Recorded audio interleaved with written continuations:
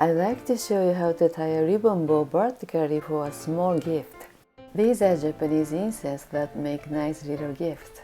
For how to wrap boxes, please check out my other videos in the end screen.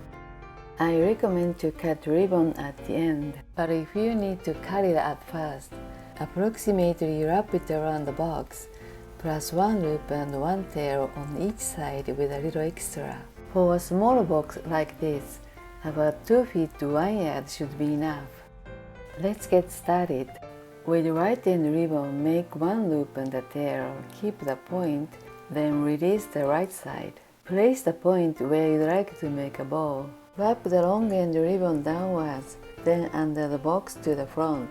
At the point you'd like to make a bow, make it cross like this. The right short end always points towards the top right. Tie it firmly. Press the point with a finger to secure it. Then make a loop with the longer end. Fold the right ribbon lengthwise in half, then bring it over the loop, with your other finger still on the cross point. Insert it into this hole and pull it out on the left side. Pull both loops. To tighten, pull the top of the left loop and the bottom of the right loop. Adjust the bow neatly. Make sure the back is flat. Trim the tails.